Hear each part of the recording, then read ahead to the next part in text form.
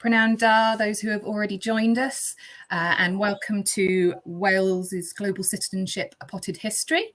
I'm Beth Kidd, I'm the Senior Development Support Manager at Hub Cymru Africa, and I am joined by Gordon Lewis, who is one of the trustees of the Wales and Africa Health Links Network. He will be introducing our speaker, Craig, in a second. Just to do a little bit of housekeeping before we start, this event is in a webinar format, so only panelists can share their microphones and videos. Everybody else is muted. We would love you to contribute to the discussions.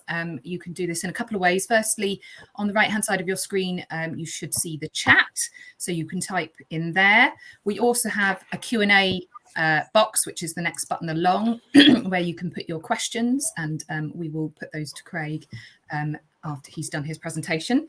You can also make an oral contribution. You should see a raise your hand button, which I think is at the bottom of your screen, and then we can invite you to unmute yourself and speak should you wish to.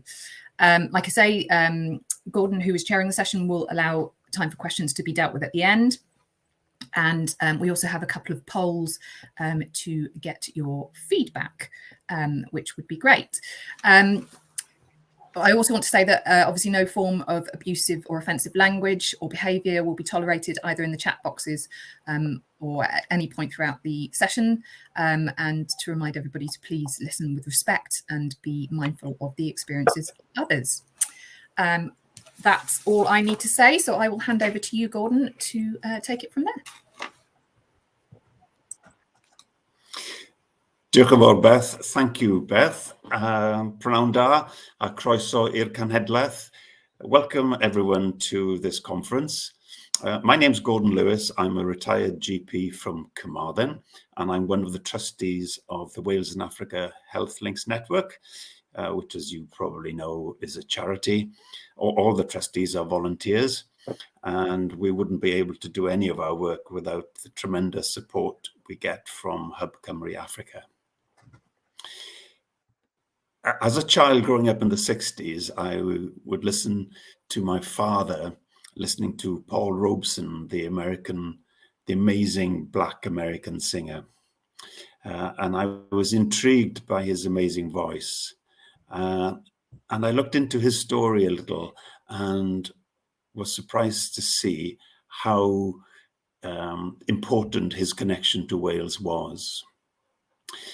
In 1929, when he was escaping from the racism of the southern United States, he was in London giving some concerts.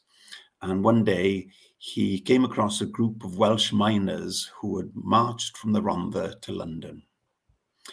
He immediately joined their protest and sang with them, contributing to their cause and forming a strong relationship that was to last for years.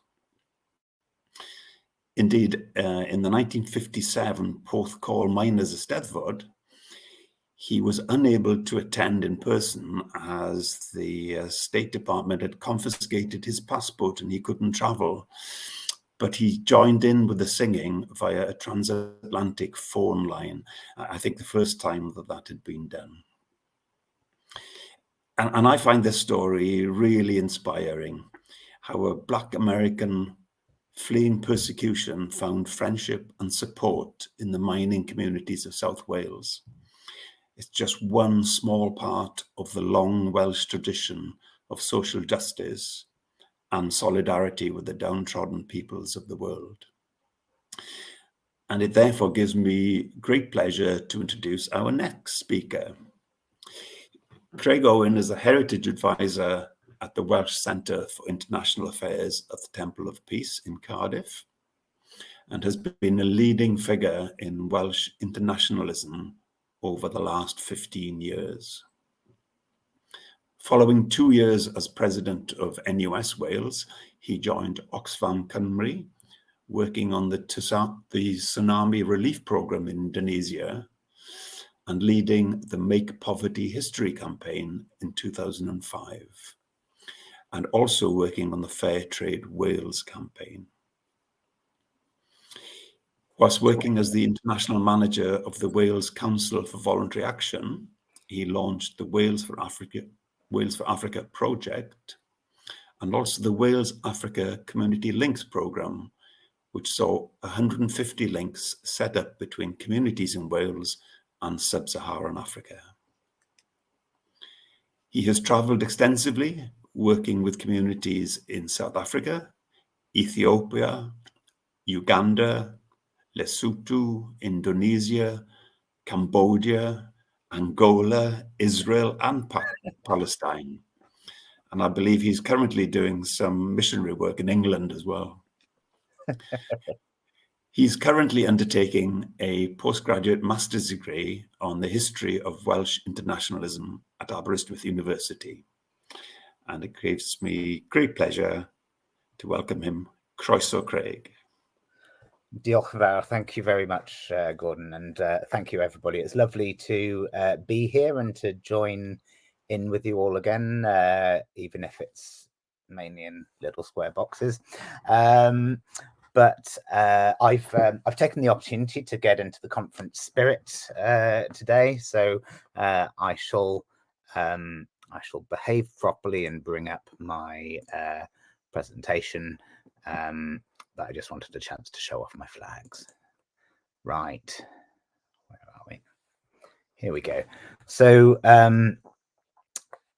thank you, Gordon. As he said, I'm currently Heritage Advisor with the Welsh Centre for International Affairs, and over the 2015 to 19, I worked on the Wales for Peace project, which was a Heritage Lottery funded programme working with community groups across Wales to explore the hidden histories of Welsh internationalism, the ways in which people had contributed to the search for peace and to international solidarity over the years.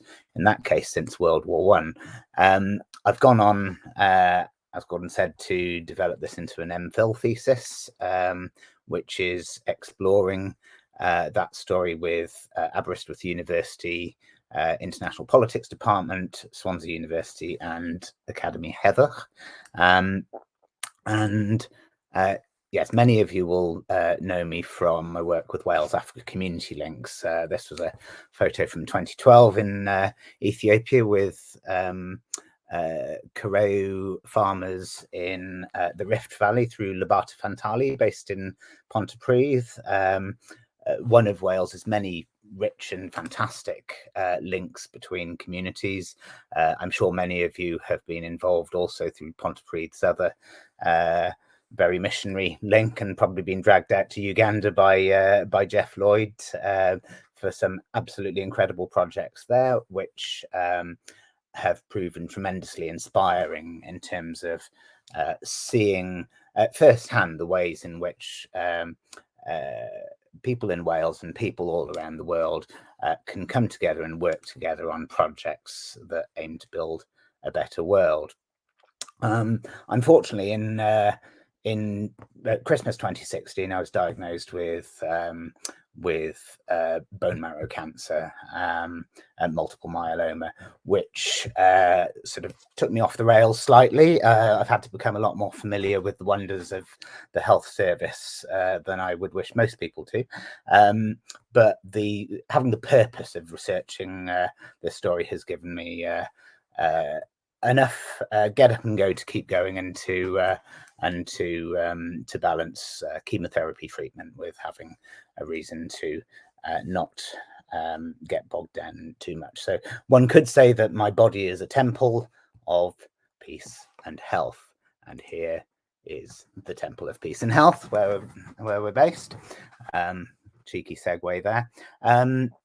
Now, the Temple of Peace and Health, which is where WCIA is headquartered in Humble Cymru, Africa, and many other international organisations, is this beautiful Art Deco building in the centre of Cathays Park in Cardiff. It was built as Wales's memorial to the fallen of World War I. At its heart is the Welsh World War I Book of Remembrance, the list of 35,000 names of the fallen. But the idea of that generation was that this memorial would be built for future generations to bring them together to try and end the twin scourges of war and disease. And it was opened in November 1938. not by royalty or the great and the good, but by this wonderful woman, Minnie James, who was a collier's housewife from Dowlice Top near Merthyr.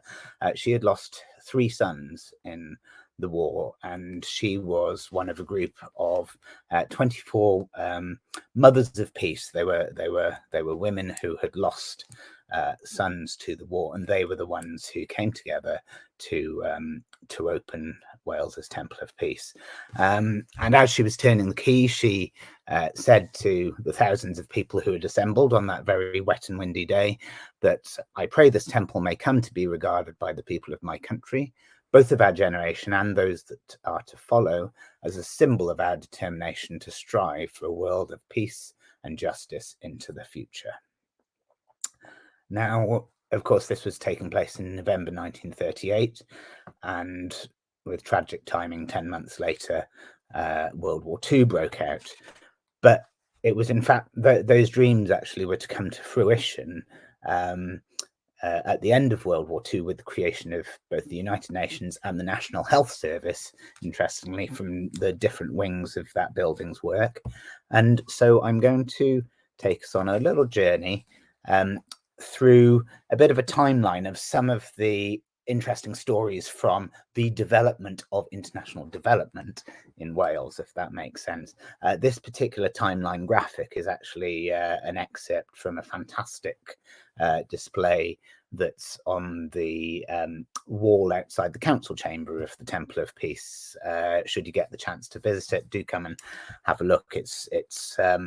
It's a culmination of many of the stories and the hidden histories that were gathered by volunteers and researchers exploring Wales's peace heritage. And international development as a concept in itself really only emerged after World War II. There was the ideas of international trade and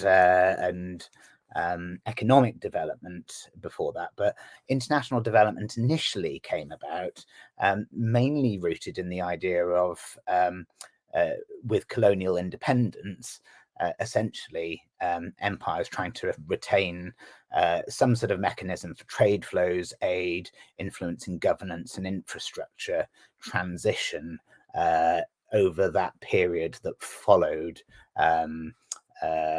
the end of colonialization and the beginnings of independence. And that kind of hangover, I think, has always then sat over development, because it fundamentally started from a very unequal basis. And of course, with the challenges of Cold War and so on since then, there have been a lot of debates around how development effectiveness can truly be achieved. So in more recent history, we've had the Millennium Development Goals and Sustainable Development Goals that have given a bit more of a global focus to development efforts. But I'm going to go back through the history books to the start of Wales's own kind of internationalist identities. This man, Henry Richard, was one of a number of secretaries of what was called the Peace Society, founded in 1816. It was a UK society at that stage, a massive empire globally. So the Peace Society was one of the world's first internationalist bodies as such. Henry Richard was one of 5 out of 6 secretaries of the Peace Society, all of whom had come from Wales, interestingly. But he was particularly influential because following the Napoleonic Wars in the 1840s, Henry Richard travelled widely and garnered support for what became the first principles of arbitration, passed in Paris Conference in 1849, which established the basic idea that countries could negotiate and that they could cooperate rather than go to war. And this was a monumental breakthrough in the basic idea of international relations on a peaceful basis. Now, fast forwarding almost a century at once. He inspired a young squire in Powys in the 1890s, David Davis of Llandinam. He was the founder of the Temple of Peace and of a number of the organisations that I'm going to talk about. But he was by no means pacifist, actually. He started out quite a gung-ho militarist, really. He was a soldier. He fought in the trenches of World War I. He, in fact, raised a battalion from Carnarvonshire and Anglesey with the Royal Welsh Fusiliers. But he was so shocked and astonished by the horrors of the trenches that he returned to Britain and, as with many actually of his generation, dedicated his life to the causes of health and peace. He was very influential. He was actually he was an MP from Montgomeryshire, and he was private secretary to David Lloyd George for some time, but he was dropped from that circle because of his quite forthright views. He became known as the peacemonger, and in 1933 he was he became a lord, and in recognition of his efforts towards peace. So let's see a little bit of what he and others of his generation were doing. I'm going to start on the health side, actually, because I'm conscious the Temple of Peace into health often, very much because of our role, perhaps the health side of the temple doesn't get enough airing. So I'm going to start with the organisation that was founded in 1912 on the health side, the Wales National Memorial Association. The purpose of the WNMA was to tackle the scourge of tuberculosis in Wales. This picture is of their campaign caravan that travelled around communities across Wales, and we've also got a picture of one of the exhibitions in a village hall. The reason I flag this up is because although it started off prior to World War I as a sort of a campaign to try and tackle what was called consumption at the time, they very rapidly became world leaders in the field of tuberculosis, sharing their health knowledge with practitioners the world over. There's a quote here from Glyn R. Jones, who did a history of it. There are very few families in Wales without reason for gratitude to the WNMA, which had grown to be the foremost anti-tuberculosis organisation in the British Empire, indeed, if not the world. A fitting memorial to a king, which has ensured the WNMA a place of honour in Welsh history. This was another example, actually, of an organisation set up as a memorial instead of the usual statues and so on, which is an interesting variation and very distinctly Welsh approach. So the other organisation set up for the other wing of the Temple of Peace was the Welsh League of Nations Union. If you come up for any meetings at the temple, take a close look at the post box as you go into the north door. It's still got the Welsh League of Nations Union address on it, which I absolutely adore. So it was set up in 1922 out of the ashes of the First World War by people who wanted to make sure that the pledge "never again" that's uttered on Armistice Day actually had a meaning. And it struck such a chord, particularly in Wales. I mean, it was a big movement across the UK, but in Wales, it became one of the biggest social movements in the history of the nation. It had active groups in 1,000 communities across Wales. So, you know, if you count up communities, that probably doesn't leave that many without a without a local union group. And when we're talking about these groups, these are very active societies organising campaigns, organising community events, organising fundraisers. You know, they're sort of very much at the heart of communities, and there are over 60,000 members who are actively going out and advocating on world peace and international cooperation throughout the interwar era. Now, the hanging on the left-hand side, Welsh efforts for world peace, you might see this hanging within the entrance to what's called the Hall of Nations, which is the great big marble hall in the center of the temple. And it's actually a blown up excerpt from a small report in 1927, which details some of the campaigns that the Welsh League of Nations unions armies of peace supporters got involved in. I'm just going to entertain you with a couple just to give you a flavour of what Welsh internationalism looked like in the 1920s and 30s, to give an idea of where this passion for global development really came from. So this is the Welsh Women's Peace Petition of 1923.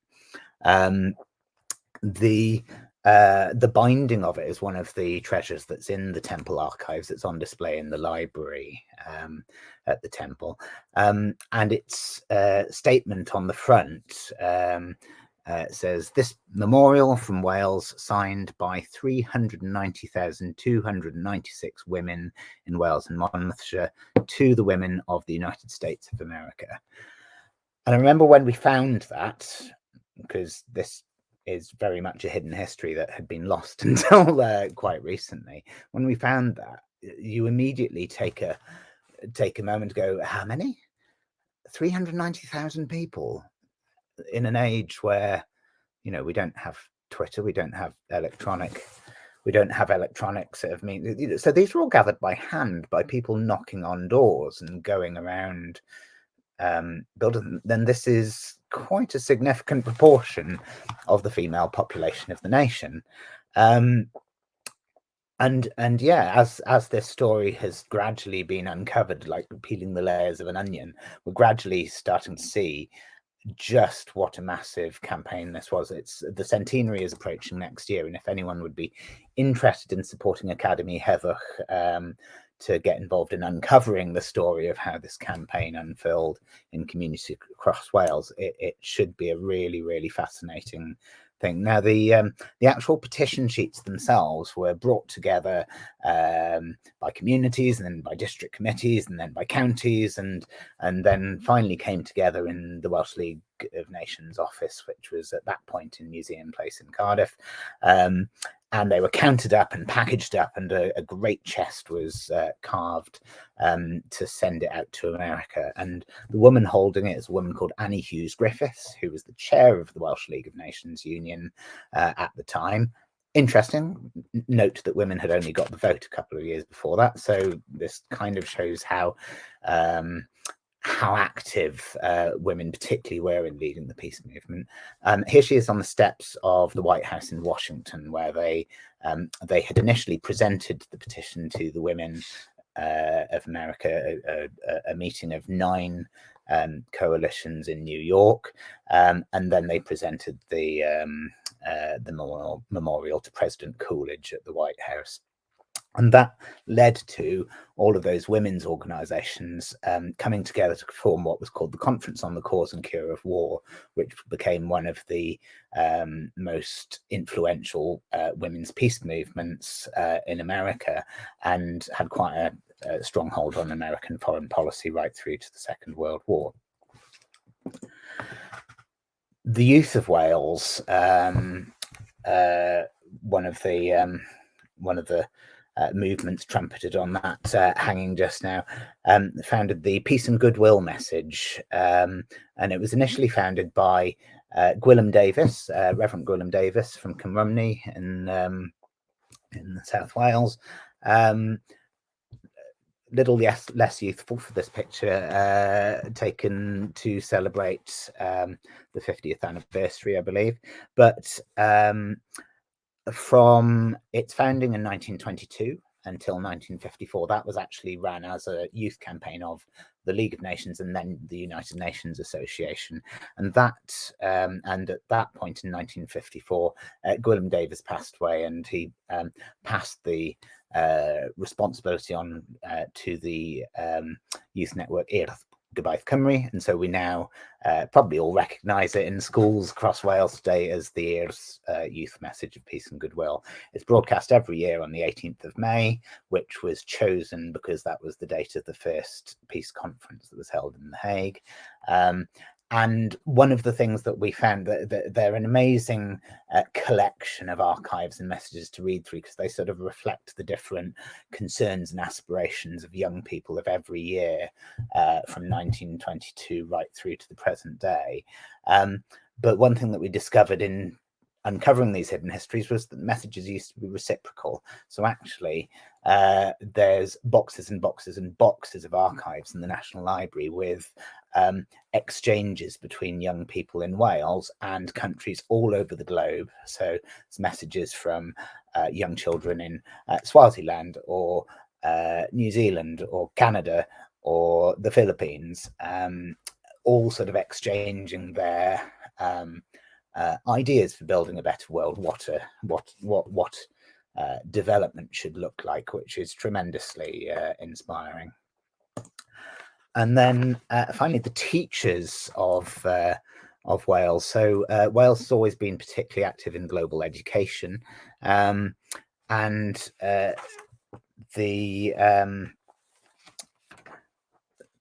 the WLNU set up what was called the Welsh Education Advisory Committee, which produced the world's first global education curriculum. That was replicated by many nations, with leading educationalists from around the world convening every year at what were called annual Grugynnog conferences at Grugynnog Hall in Powys, near Montgomery. And so through the 20s and 30s, all of that sort of thinking about education internationally was really pulled together by Wales. I'm going to return to that in a second because it's relevant to a slide that's coming up, but unfortunately we're approaching the hiatus of the Second World War, but hold that in mind. However, before I move on to that, I'm going to read out this great quote, which I think sums up how Wales was regarded in international circles by the late 1930s. And this is from, it's just credited to a leading internationalist delegate. Reading between the lines of where the correspondent sits, I think it might possibly be Albert Einstein, but I couldn't be, he's quoted on a number of other publications that are in the Temple Library where he's commenting on Welsh activities. And so this might be an Einstein quote, or I might just be trying to make it sound much more exciting than it is. But what's said is, you in Wales are the one people who can best do this kind of work among the peoples of the world, and to any extent you desire. You bore your burden in the war, therefore you can venture where a neutral country might hesitate. No one can accuse you of propaganda. It's clear you have no bias. You speak in the name of a little country, of whom no other country need be jealous, and of whom no other country need be afraid. Every country will welcome your lead. I thought that might be quite nice to include because I think it's possibly still relevant today.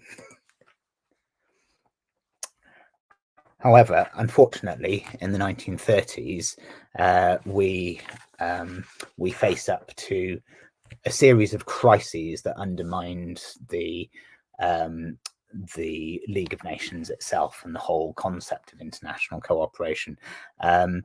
Initially in Manchuria with the invasion of northern China by Japan. Then there was the Abyssinia crisis where Italy invaded Ethiopia. And in these various situations, the League was powerless to really intervene. And the problem being that the League hadn't been given the machinery to enforce any form of peace. There was no UN peacekeeping equivalent or UN Security Council or all of that. So actually there was no real consequences for aggressor nations. And that set the climate for the rise of dictatorships. Obviously Germany is the one that most people are conscious of for World War II, but the advance sounding board was, of course, the Spanish Civil War in 1936. And I flag this up because this is where, firstly, the peace movement really fractured in terms of having its beliefs around pacifism challenged in no uncertain terms, because it was clear that in order to try and you can't fight fascism with doves and kind words, sort of thing. And so actually kind of particularly across mining communities, and both in the South Wales valleys and also in North Wales slate communities, hundreds of volunteers signed up to the international brigades to go out and fight fascism in the Spanish Civil War. And alongside that, many communities across Wales also took in Basque refugees. So after the bombing of Guernica, which some of you may recognise from a famous Picasso painting, which illustrates the horrifying bombardment of a town in northern Spain, many of the refugees, the Basque refugees who fled then, were taken in communities, particularly around Caerleon in Carmarthenshire, Colwyn Bay up in North Wales, and Newport. And so Wales played a huge role in that, which I think the flip side of the sort of nicer sounding peace campaigns, that's one of those that was responding to a real tragedy. But I'm going to come back to the teachers, because I'd mentioned about these gatherings of educationalists and so on. And over the course of the Second World War, whilst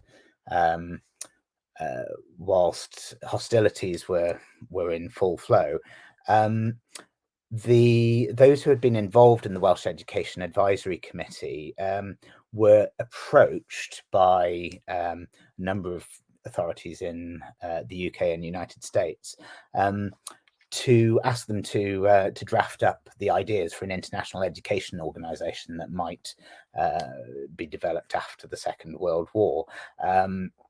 And so they were tasked with the planners with drafting proposals, a constitution, and essentially upscaling what they called the Welsh model to a global level. And that international education organisation was pulled together in November 1945 in London. We know it as UNESCO. And I stumbled across something the other day where the first UNESCO General Secretary was attending an unveiling of a memorial to him, a statue or something, and he actually made the quote, "This should not really be to me. This should be to Gwilym Davies and the team in Wales, who really are the ones who created UNESCO," which I just think is a fantastic illustration of just how highly held those Welsh educationalists were. The first United Nations General Assembly was held in 1946 in London. It was organised by the Welsh economist David Owen and Welsh civil servant Gladwyn Jebb of the Foreign Office. And the programme was opened. This is the opening programme. This is one of the documents that we've got in the Temple Library. It was opened by the Temple of Peace Choir from Cardiff, and with the keynote speech given by Lady Megan Lloyd George, who was the first female MP for Wales, MP for Anglesey, and of course the daughter of former Prime Minister. So Wales was even at the heart of that very first UN meeting. But coming back down from the global apparatus of politics to more community level things, the Llangollen International Eisteddfod was launched in June 1947. It was a group of arts and cultural practitioners led by a British council official called Harold Tudor, who felt that the idea after the horrors of the Second World War and all of the, what you might consider the brainwashing of hatred against different parts of the world, the idea of the Eisteddfod was to build international peace and harmony through cultural connection.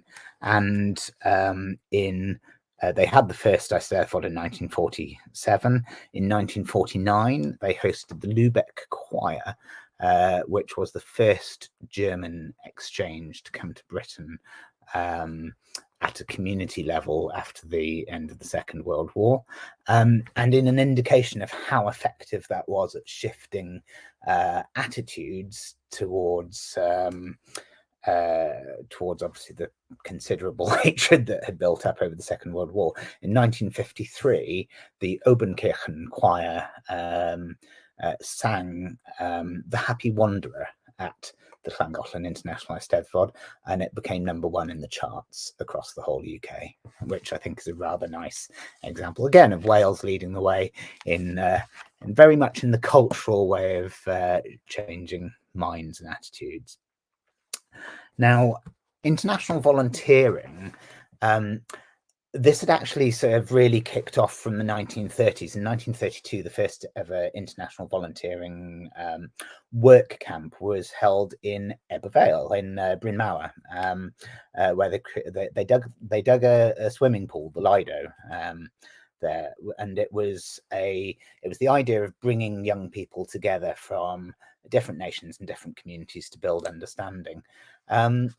And although that was actually founded by a guy called Pierre Carasol, who was a Quaker who had established Service Civil International, working with the Quakers in Wales and the League of Nations, but that took on a whole new edge after World War II, because international volunteering became a major plank of European reconstruction.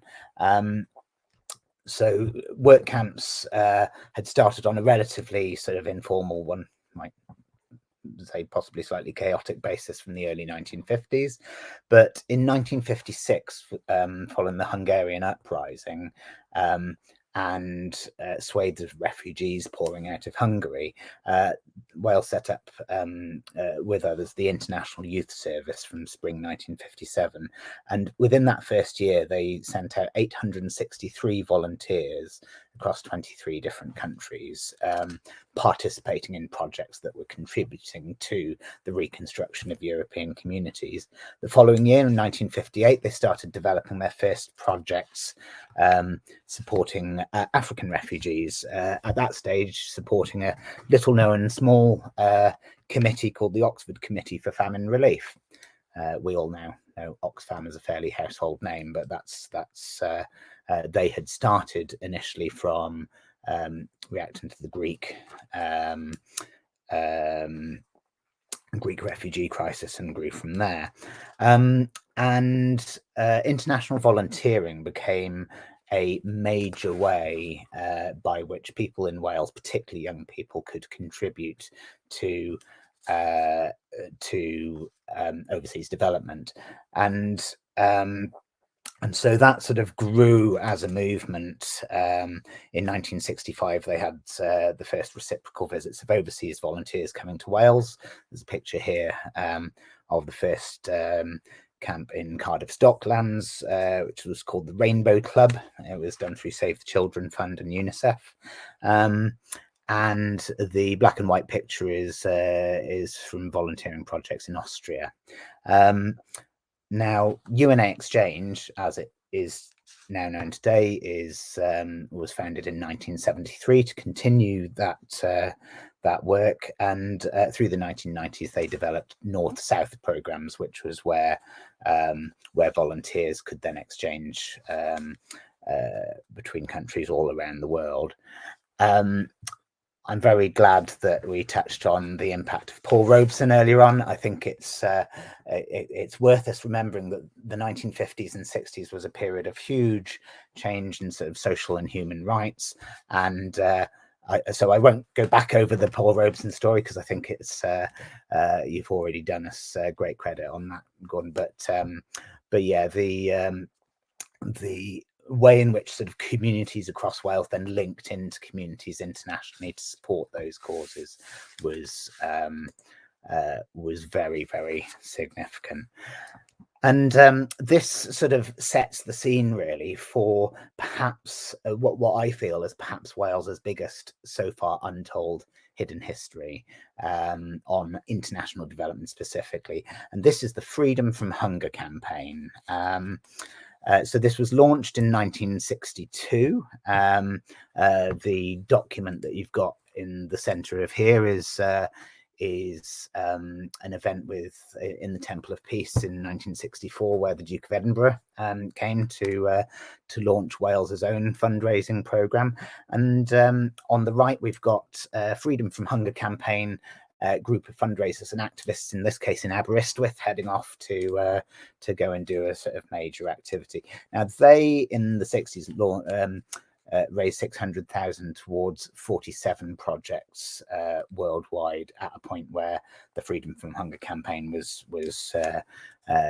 quite a global activity. It really sort of caught the hearts and minds of people. But as things progressed, Wales had become such a major player in the Freedom from Hunger campaign movements that the international headquarters was moved in 1978 to Wales's Temple of Peace. And it sort of took on a sort of an era of Welsh leadership. Now, this is a selection of photos that I actually just found in the Temple of Peace the other day. Unfortunately, I can't tell you a great deal as yet about what the projects are individually showing, but the projects ranged across India, Africa, South and Central America, Asia, Pacific, and the Middle East. I know one of these projects, the one with the lots of kids looking at a TV, that's a development education project in Panama.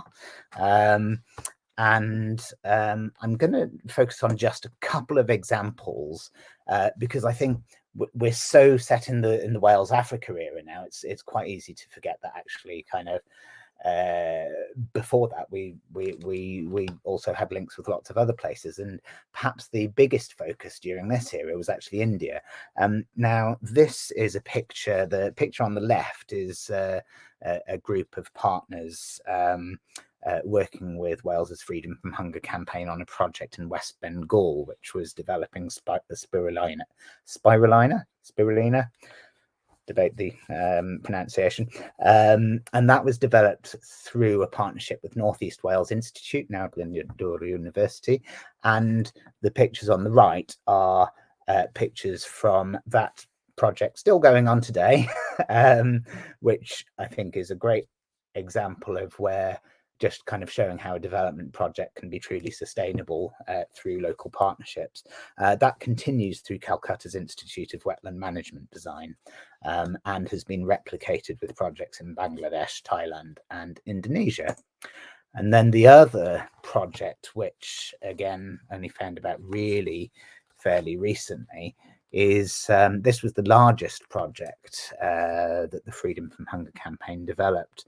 From 1982, they started working with community groups and local government in Muzaffarpur in Bihar in India, on a dairy project. And the idea was to provide a safe supply of milk and dairy products to that could potentially reach 200,000 people in that immediate local government area. This is that dairy product today. So the Bihar State Cooperative is today in 1996 it was awarded the National Dairy Award for the best managed dairy in the sector across all Indian states, and they continue working today. This is the site of that former Wales Freedom from Hunger campaign project. I flag these because I think quite often we tend to think of development projects as being quite sort of time limited and of partnerships with communities as being good practice rather than actually just thinking for the really long term. My final Freedom from Hunger campaign example is these photos from Lesotho.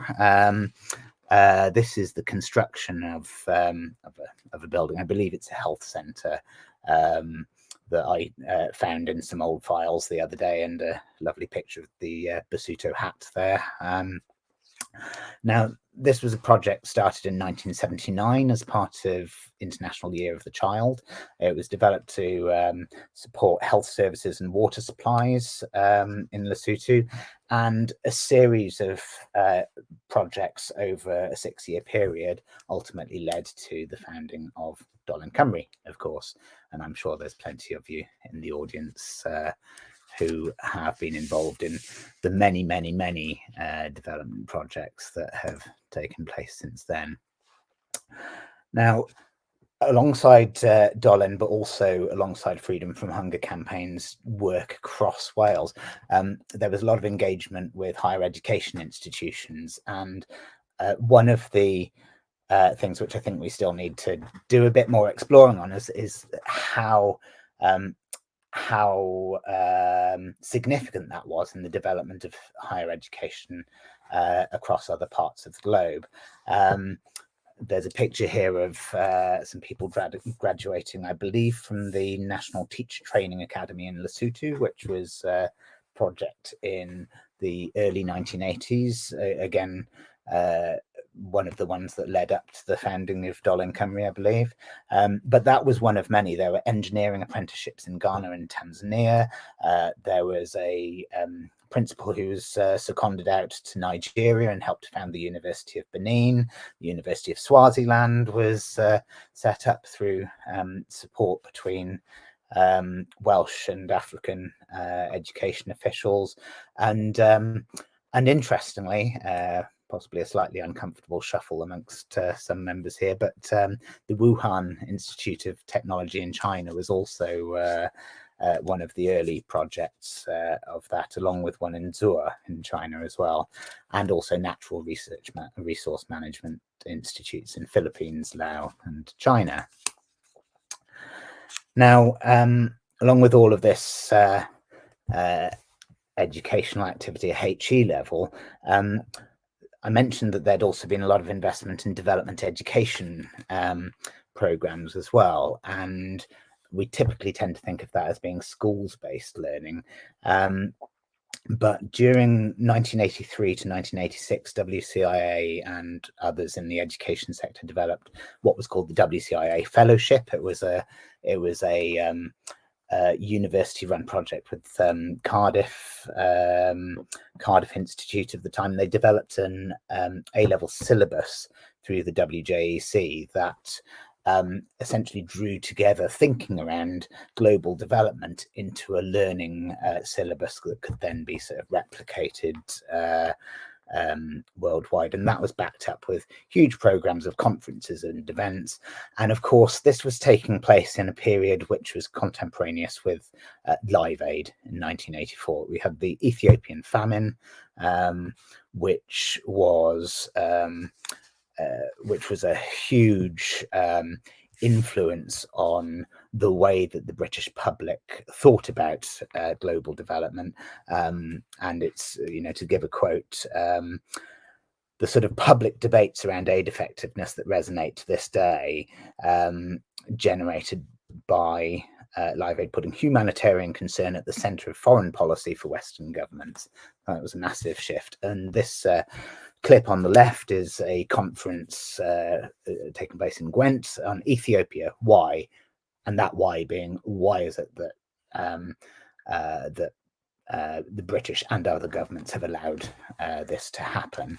So people really sort of taking that development learning and actually applying it to challenge the way the development system was working. And we've got campaigners participating in a race against time on the right. And building from that, in 1988, for the temple's 50th anniversary, this is a fantastic picture, the human race. 24,000 people participate in it in a run called Sport Aid, which raised £500,000 towards UNICEF projects, mainly across Africa. And the finishing line being Wales's Temple of Peace. So again, kind of hugely influential, and then sort of bringing people on board to the idea of development as a responsibility.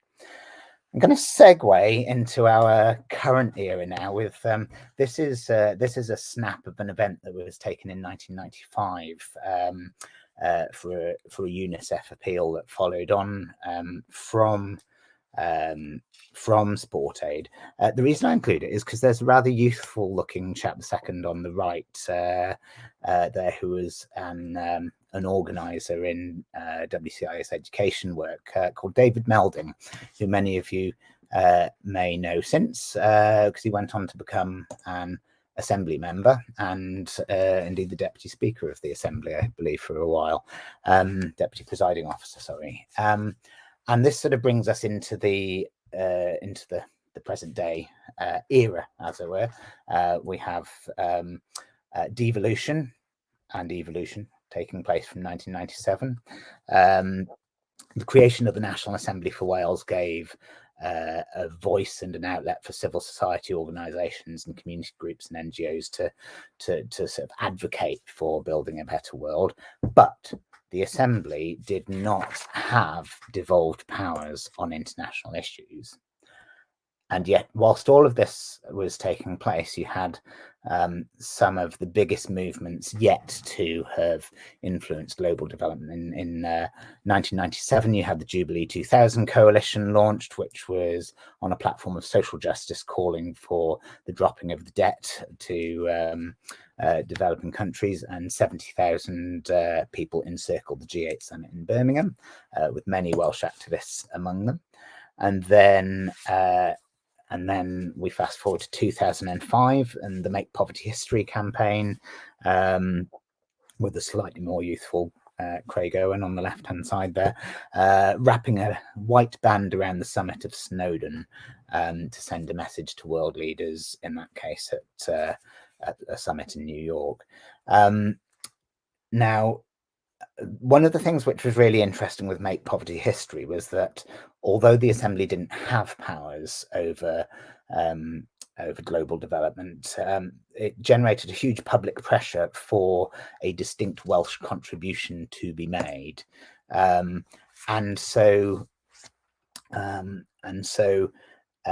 along with the development of the MDGs as an international framework for poverty alleviation, an MDGs task force was pulled together by WCVA in Wales to explore how civil society could contribute tangibly. And this report on the right here, produced in 2010, identified 930 organisations across Wales who were working in 107 different countries. About 25% of that being beyond the sort of bounds of the Wales Africa work as well. And so that sort of set the climate for, in 2005, late 2005, an Oxfam staff member, a policy officer, John Townley, was seconded to the Welsh government to do a consultation and to develop ideas for what became the Wales for Africa scheme. And that then grew into what many of us know, love, and are familiar with today. This is a favourite picture of mine from the Gold Star Awards held in 2013 at the Senedd, where we had all of these town twinning type signs celebrating communities' projects. And a lot of that has been built on the basis of this idea of mutual benefit and having benefits to Wales. And I rather love this sort of example because I think it's just so different from any other sort of example of how Welsh development is different. This is a train on the Welsh Highland Railway up in Snowdonia, between Porthmadog and Carnarvon. Now, that railway was rebuilt over the 1990s. The locomotives and carriages from South Africa, the expertise from South Africa, the drivers and training from South Africa, a classic example of a project in which actually the primary beneficiary really has actually been Wales through doing that work with Africa. So this brings us up to where we are now, the SDGs, which has, I think, brought a renewed impetus. Obviously, we've got the Wales Wellbeing Goals and Future Generations Act that now produces a framework for everyone to work through. The linkage to the climate emergency, which are obviously very topical at the moment. And so just to finish in terms of where we are and looking to the future, a few interesting aspects of learning. There's more on this in the paper which I've put together to accompany this event. One is thinking about how we define our contributions. So there's different ways and different languages for how different groups contribute, through whether it's through volunteering or as social movements or as activism or as civil society action, but those all have sort of slightly different approaches that actually all contribute to this overall mission of building a better world. There are a number of different development narratives that that describe the way in which development works, and particularly these have developed over time from imperial independence of the post-war era and the drive for modernization and globalization, creation of dependency, moving through to the language of human development, and nowadays poverty, millennium and sustainable development goals. So it's useful to kind of be aware of how we relate to that. And this really is something that only struck me the other day as I was preparing for this, and this was this point about eras of evolution, recognizing that the period between the wars seemed to be very much about development cooperation, about people working together. Then that moved into an era of about a quarter of a century, which was focused on social and human rights. Then that moved into an era that seemed to focus mostly on humanitarian. And we've had the devolution era, but that actually really takes us to 2020, which would suggest that we're now entering a new era. And so what is next? That's where I'm going to sort of leave my presentation hanging on. But there is there's a paper to go with this with a lot more detail about these development movements and story available on online at heather.cymru, and there's the address of the paper itself just there, and I'll just pop it into the comment section there as well. But I hope you found that as interesting and motivating as I have found it to research and put together, and I hope that it helps sort of fuel some ideas for thinking about that futurescaping that we all need to do as we face the post-COVID, post-Brexit era. Thank you very much. Diolch, Craig. That was an absolutely amazing talk. I really, really enjoyed it. Yeah, as you know, when we met the other day, I've always had this, been aware of Wales's place in the world and the history, but I had a sneaking suspicion that this was just a romantic notion that had come upon me in some bar one night after Wales had beaten England in rugby. But it's so reassuring to find that this is based in fact. And I was fascinated by your talk. I particularly liked the quote from Albert Einstein, and I'm sure you're absolutely right that it was him that wrote that. Thank you very much. This of course was a really timely reminder to all of us about where we have been in the past and where we're coming from, and the long tradition that is in Wales. But perhaps more important, this is a really potent stimulus to all of us as to how heavy the responsibility is upon us to continue this work. And I'm hoping that the inspiration that you've given many people today will result in greater action. Diolch yn fawr iawn. Thank you very much. Beth, I know that you're hoping to put some questions to Craig for us. Yeah, we do have one in the chat, and it's from Catherine from the Wales and Africa Health Links Network. The question is, are these important stories included in the history taught in the curriculum in Welsh schools? Ooh, no, that's a fantastic question. And I mean, one of the things that's been quite motivating recently is working with colleagues in WCIA on the global learning side of stuff to look at ways in which the sort of really motivating and inspiring stories of Welsh activism can be woven into the curriculum. And there's been some great examples through so there was an initiative called the Peace Schools Initiative, which was launched a few years ago under Wealth Peace, led by Jane Harries, who's the coordinator for that. And that's led to some amazing projects in schools where schools actually discover the peace heritage of their own communities as a sort of step up to then sort of discovering Wales's wider story. And it's incredible the difference that makes in terms of young people's sort of, I suppose, not just self-awareness, but self-confidence about the ability to potentially go out into the world and make a difference.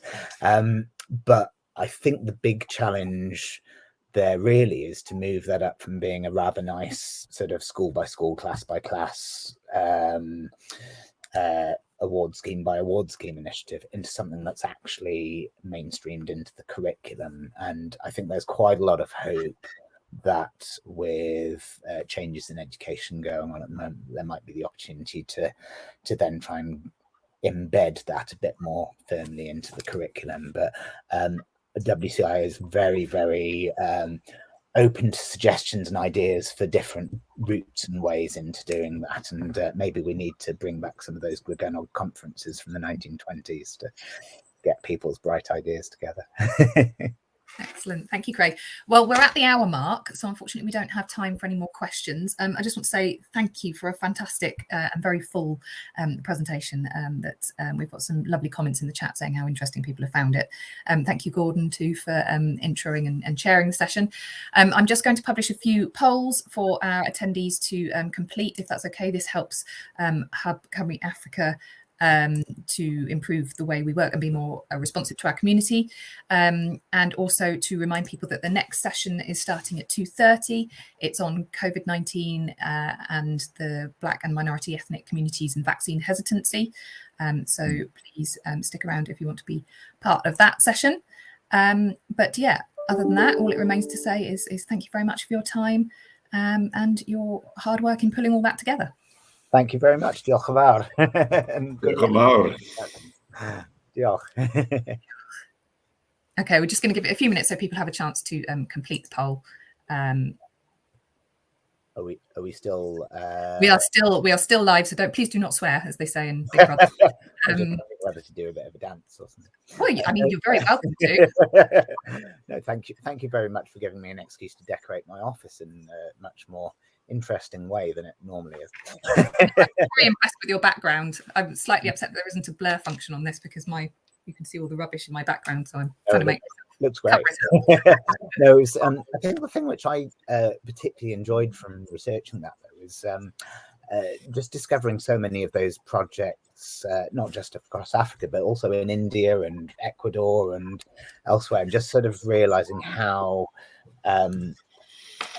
particularly realizing how long-term the impacts of some of them had been, like leading up to that dairy sort of now being a state cooperative and stuff. And I was like, God, when we talk about sustainable development in our projects and so on, I mean, wow, that's amazing to think that actually start something that 25, 30, 50 years later is going to have supported generations of people. It's fantastic.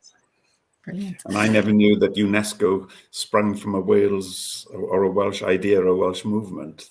That's amazing too. Yeah, no, it was one of the things that was interesting with that was I remember hearing somebody saying something about that, and sometimes you hear things sometimes and you think, oh well, they're probably just sort of massively trumpeting what's probably a fairly routine contribution, but then not so long ago I found a large package of envelopes in the attic of the Temple of Peace, and it was the series of policy papers that had been drafted by that committee and like exchanges between various conferences and stuff, and then just the constitution of UNESCO at the end of it. And I was just like, okay, this wasn't just we participated in a load of discussions. This was actually we created this. This is amazing. But unfortunately, very rarely see those sort of things reflected in official histories, because those sort of individual contributions are sort of ironed out really in the official version. So yeah, it'd be great to try and get Wales kind of reinstated perhaps a little bit where it has made a contribution. Brilliant. If anybody wants to continue these discussions or has any questions or comments, we've got some networking tables back in the main foyer. When this session ends, you'll automatically be drawn back there and you'll see a little pictures of little tables. So you're welcome to join any of those and continue the discussion. So thank you very much for your input in the polls, and hopefully we will see you in another session. Okay, everybody. Thank you very much. Okay.